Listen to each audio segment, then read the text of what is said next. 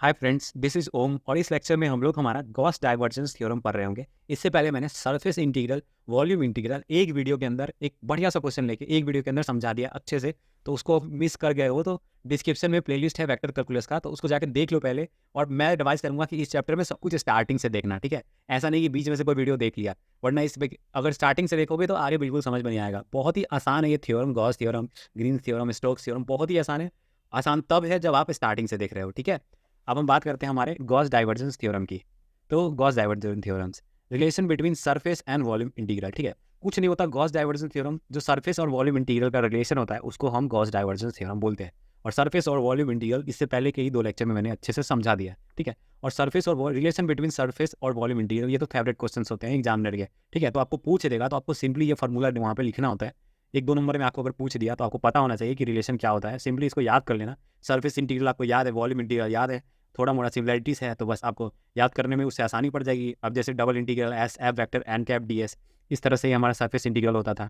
अब ये volume integral है हमारा, triple integral v div f vector dot v. बस आपको इतना याद करना है और सिमिलरिटीज़ के थ्रू याद करोगे ना कि वॉल्यूम इंटीग्रल सरफेस इंटीग्रल के साथ कनेक्ट करके याद करोगे तो बहुत ईजिली याद हो जाएगा। और इसको बार बार मैं इसलिए कह रहा हूँ इसको याद करना क्योंकि ये रिलेशन इंपॉर्टेंट है। स्ट्रोक थ्योरम में भी एक रिलेशन होता है, उस रिलेशन को भी याद करना है। 2 फार्मूला याद करने और अच्छा मौका है अच्छे नंबर लाने का, क्या जाता है। और ये वही फार्मूला सिमिलरिटीज़ के साथ तो याद करना भी नहीं पड़ेगा। सरफेस और वॉल्यूम इंटीग्रल का वीडियो देखे हो तो इसको तो और ईजी पड़ेगा याद करना। कंफ्यूज बताओ ना, यहाँ पे डिव है, ये चीज़ ध्यान रखना, ठीक है।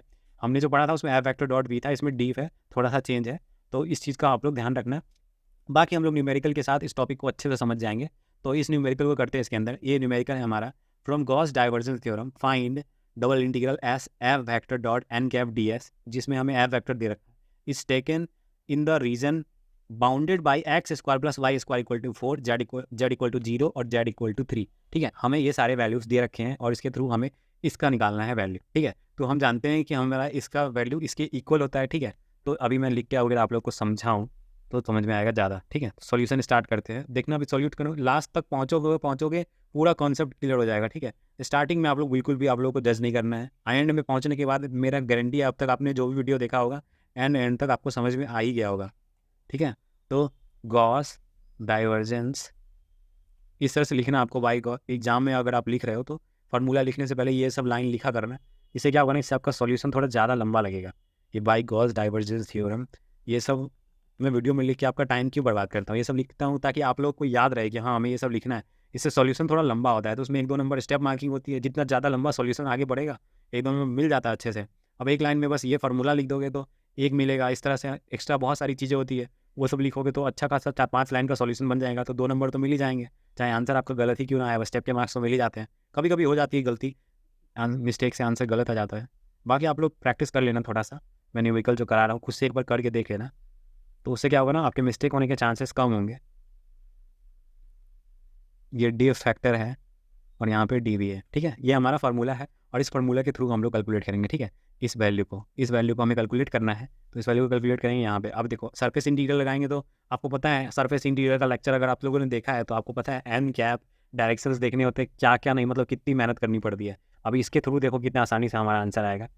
जो हमारा सरफेस इंटीरियर का जो लास्ट लेक्चर था उसमें हमारा कितना टाइम चला गया था, कितना लंबा लेक्चर बन जाता अगर मैं लास्ट के 4 फेसेस के बारे में पहले से नहीं लिख दिया होता। मैंने पहले से नोट करके रखा था इसलिए जल्दी हो गया, नहीं तो आप लोगों को कम से कम 35-40 मिनट का वीडियो मिलेगा यूट्यूब पे सर्च करोगे तो, जो अच्छे से समझा रहा होगा। मैंने उसको 20 मिनट्स में कवर कर दिया, ठीक है।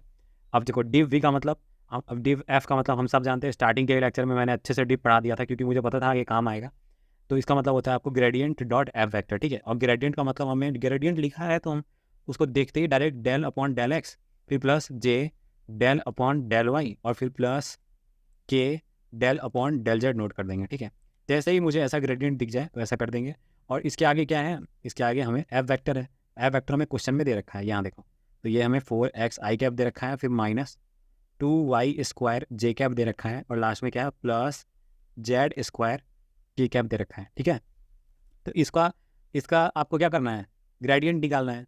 तो ग्रेडियंट निकालने में तो अब तक आप लोगों ने पीएचडी कर ली होगी अगर स्टार्टिंग से देख रहे हो लेक्चर, ठीक है। तो ग्रेडियंट निकाल के तो मैं बिल्कुल आप लोग का टाइम वेस्ट नहीं करने वाला हूँ। सिंपल आप लोग ग्रेडियंट कैलकुलेट कर सकते हो। देखो यहाँ पे ग्रेडियंट डॉट है, ठीक है, ग्रेडियंट इनटू डॉट है।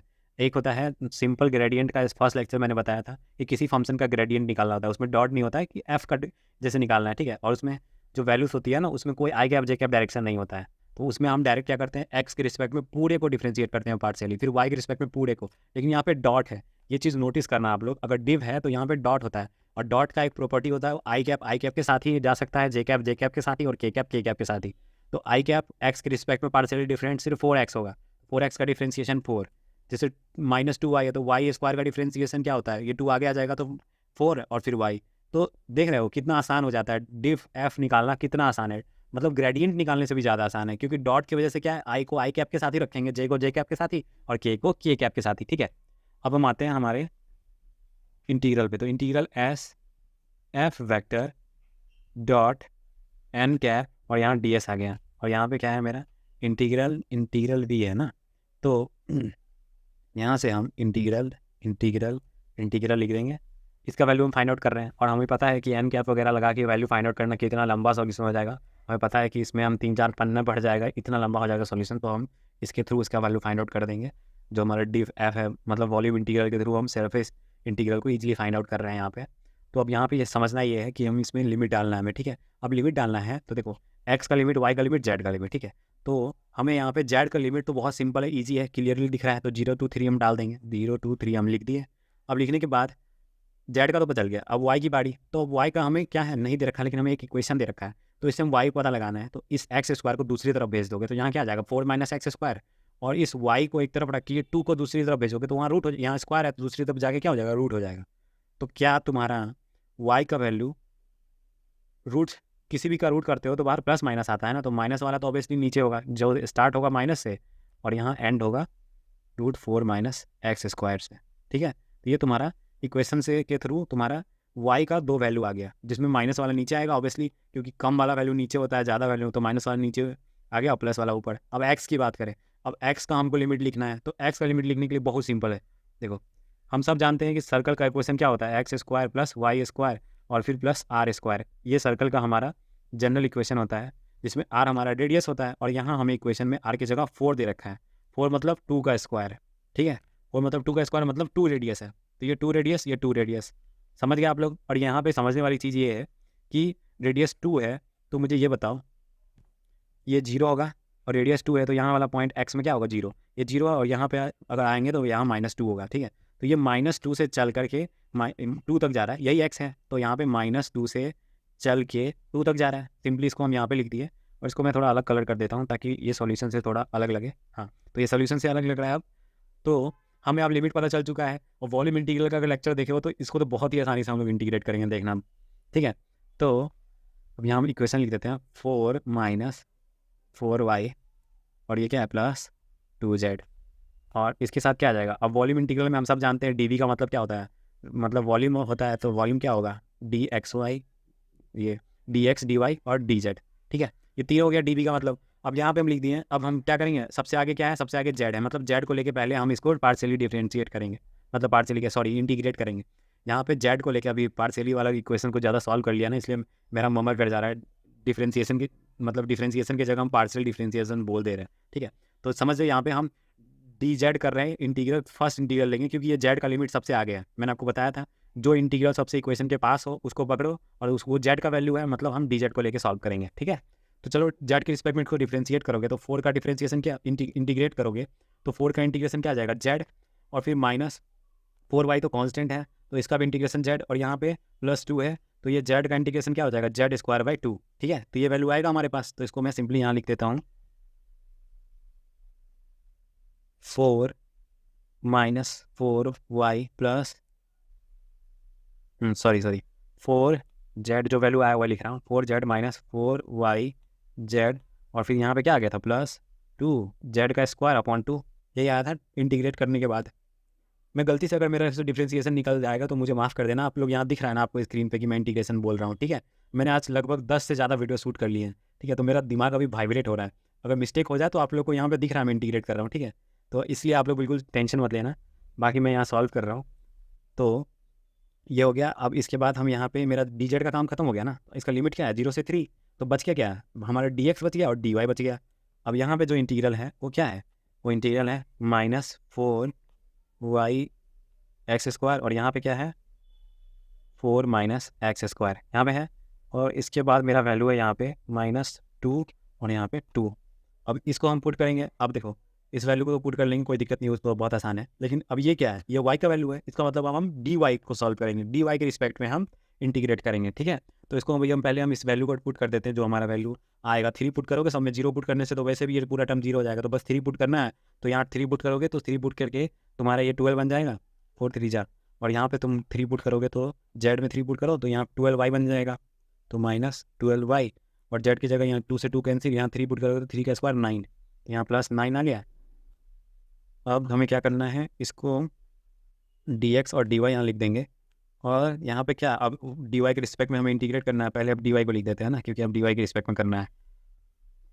तो माइनस यहाँ पे 4 -x² है, और यहाँ पे √4 -x² है। और ये क्या है मेरा -2 से 2, ठीक है, ये आ गया। अब इसको भी y के रिस्पेक्ट में हमें इंटीग्रेट करना है, तो करते हैं इंटीग्रेट। तो y के रिस्पेक्ट में इंटीग्रेट करोगे तो देखो यहाँ पे 9 है और यहाँ पे 12 है, तो 9 और 12 21 हो जाएगा। तो 21 का y के रिस्पेक्ट में इंटीग्रेशन क्या आ जाएगा, 21y, ये लिख दिया।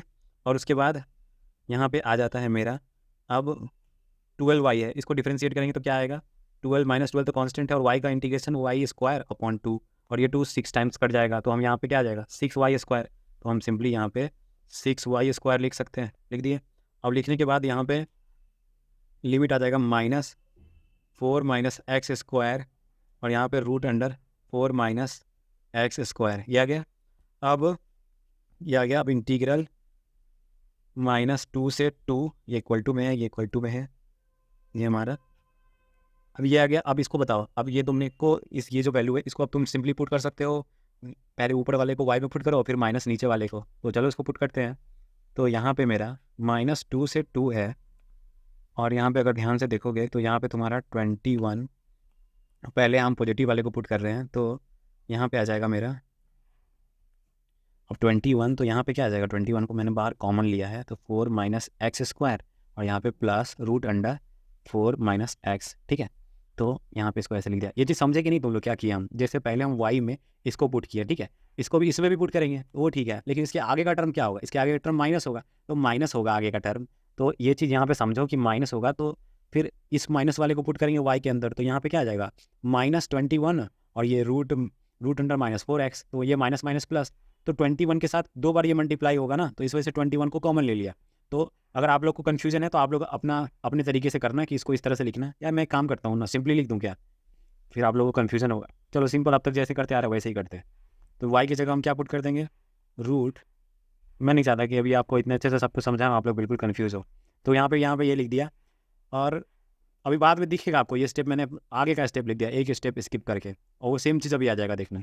अब -6 है, और यहाँ पे y² है, मतलब इसमें हम पुट करेंगे √4 -x² का होल स्क्वायर, ठीक है।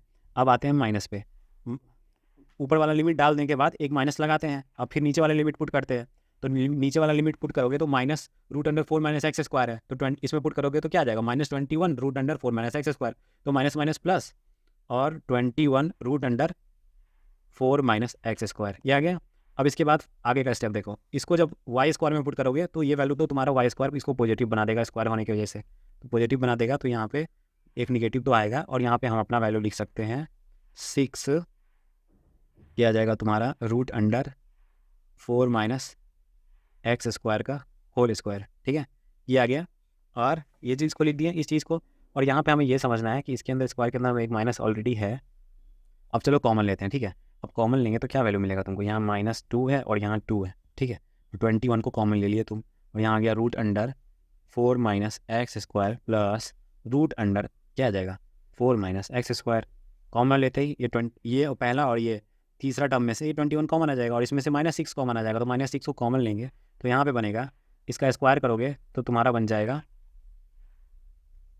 तुम्हारा अंदर में कॉमन आएगा 4 -x² और -4, और यहाँ पे आ जाएगा तुम्हारा +x², ठीक है। ये माइनस अंदर मल्टीप्लाई हो गया, ये वाला स्क्वायर करने के बाद, तो सॉरी यहाँ पे माइनस जब मल्टीप्लाई हुआ तो ये माइनस का प्लस बन जाएगा ना, और ये -4 बन जाएगा, तो यहाँ पे ये वैल्यू, हाँ। तो ये क्या होगा तुम्हारा, सिंपल है, यहाँ से यहाँ कैंसिल हो गया, यहाँ से यहाँ कैंसिल हो गया, ठीक है। अब तुम्हारा बाद में बचता है यहाँ पे लास्ट में dx बच गया। अब ये सिंपली हमारा छोटा सा वैल्यू आ गया। अब ये 21 है और ये दोनों वैल्यू है, तो इन दोनों को जब ऐड करेंगे तो यहाँ पे क्या आ जाएगा 2 रूट अंडर 4 माइनस एक्स, और ये 2 बाहर आ जाएगा तो ये बन जाएगा तुम्हारा 42, और ये आ गया root under 4 minus x square. ठीक है, ये आ गया। और यहाँ इंटीग्रल क्या है, -2 से 2, ये आ गया। अब सिंपल सा इंटीग्रेशन आ गया हमारे पास। अब इसको सॉल्व करना है हमें, तो इसको सॉल्व करना बहुत ही आसान हो जाएगा अब, क्योंकि यहाँ पे हमारा dx है। तो अब इसको हमें क्या करना है, x के रिस्पेक्ट में इंटीग्रेट करना है। तो इंटीग्रेशन आ जाएगा 42 x/2 रूट अंडर 4 माइनस क्या आ जाएगा यहाँ पे 4 minus x square plus 4/2 sine inverse x/2। ठीक है, तो थोड़ा सा यहाँ पे साइन इनवर्स वाला काम आ जाएगा आपको इंटीग्रेशन, क्योंकि ये क्या है root under 2 square minus x square के फॉर्म में है, इस वजह से यहाँ पे क्या आया है साइन इनवर्स करके आया है। ठीक है, तो हम लोग साइन इनवर्स अभी स्टार्टिंग से अगर लेक्चर समझ रहे हो, मॉड्यूल 2 में मैंने आपको साइन इनवर्स वगैरह का आपको बता दिया था वहाँ पे अच्छे से। तो मॉड्यूल 2 अगर देखे हो, मैंने वीडियो शूट भी कर रखा है मॉड्यूल 2 का, आप प्लेलिस्ट सेक्शन में मॉड्यूल 2 मतलब देखिए होगे मॉड्यूल 2 बेसिकली। मतलब मुझे नहीं लगता कि आप में से किसी ने छोड़ा होगा, क्योंकि क्या है ना कि डिफरेंशिएशन जो है ना वो वेक्टर में ऑब्वियसली यूज़ होगा, तो बिना मॉड्यूल 2 पढ़े वेक्टर को पढ़ना थोड़ा मुश्किल पड़ सकता है, क्योंकि यहाँ पे डिफरेंशिएशन के कई सारे कॉन्सेप्ट यूज़ हुए हैं जो हमने मॉड्यूल 2 में पढ़े थे। तो यहाँ पे आप ये चीज़ समझ जाना। बाकी यहाँ पे ये -2 से 2 हो गया, और ज़रूरी नहीं है कि आपको इस तरह का कॉम्प्लेक्स इंटीग्रेशन मिले, सिंपल भी मिल सकता है आपको। तो और हो सकता है कि आप यहाँ स्टेप तक पहुँच गए और इसके बाद आपसे इंटीग्रेशन नहीं हो रहा हो। ठीक है, लेकिन आप ये चीज़ देखो कि ये लास्ट लाइन, ये लाइन हमारा आंसर आ जाएगा हमारे पास। ठीक है, तो कम से कम आपने यहाँ तक लिखा, आपका 1 नंबर कट जाएगा, 6 नंबर का क्वेश्चन आएगा, आपको 5 नंबर मिल जाएगा। तो यही है कि आपको पहले क्वेश्चन देख के जज नहीं कर देना कि यार मुझसे नहीं होगा तो चलो इसको छोड़ ही देते हैं। आपको यहाँ तक तो कर सकते हो ना, तो यहाँ तक कर देना सॉल्व, यहाँ तक के नंबर तो दे देंगे ना आपको। ठीक है, ये चीज़ समझो आप। बाकी हम लिमिट पुट करते हैं। देखो, तो ऊपर का जो लिमिट है 2, इसको यहाँ पुट करोगे तो ये 2 का स्क्वायर है। ठीक है, तो 4 माइनस 4 0, तो ये पहला पार्ट तो वैसे ही 0 होना है दोनों केस के लिए, क्योंकि यहाँ जब -2 डालोगे x की जगह तो -2 का स्क्वायर क्या होगा, वो भी 4 होगा, तो 4 माइनस 4 0, तो पहला टर्म तो वैसे ही खत्म हो गया। ठीक है, हल्का सा इंटीग्रेशन आपको आ रहा हो और आपका देखो आपके लिए आपका सिचुएशन कितना आसान बन गया। अब आपको बहुत ही सिंपल तरीके से आपका काम खत्म हो जाएगा यहाँ पे देखना भी। अब जैसे यहाँ पे ये 2 टाइम्स कैंसिल हो गया। अब इसके बाद हम देखें तो हमारा यहाँ पे क्या आ जाएगा, 42 तो बाहर कॉमन है ही, और इसमें पहले क्या पुट करोगे, x में पहले 2 पुट करोगे तो तुम्हारे पास क्या वैल्यू आएगा, साइन इनवर्स 1, और फिर माइनस, फिर x में -2 पुट करोगे तो तुम्हारा क्या आ जाएगा माइनस, और ये 2 था ना -2 साइन, और इस बार -2 पुट किया तो यहाँ पे साइन इनवर्स के अंदर -1 आ गया। ठीक है, और इसके बाद हम बात करते हैं यहाँ पे 42, और हम सब जानते हैं साइन इनवर्स 1 क्या होता है, मेरा साइन इनवर्स मेरा 1 होता है π/2, और इसके आगे हमारा क्या है 2 भी है एक। देखो ना, ये 2 साइन इनवर्स, तो 2 दोनों के आगे है, ये चीज़ ध्यान देना आप लोग, ये 2 जो है दोनों के आगे है। तो यहाँ पे π/2 और ये 2 इंटू π/2, और ये जो हमारा साइन इनवर्स -1 होता है, ये होता है मेरा 2 इंटू -π/2। ठीक है, ये -π/2 हो गया, और इसको कैंसिल कर दिया तो ये माइनस माइनस प्लस, और ये 2 से 2 कैंसिल, ये माइनस माइनस प्लस, तो तुम्हारे पास जो वैल्यू आएगी वो आ जाएगी 42 इंटू पाई प्लस पाई 2 पाई, तो 2 पाई, तो क्या आ जाएगा तुम्हारा 84 पाई।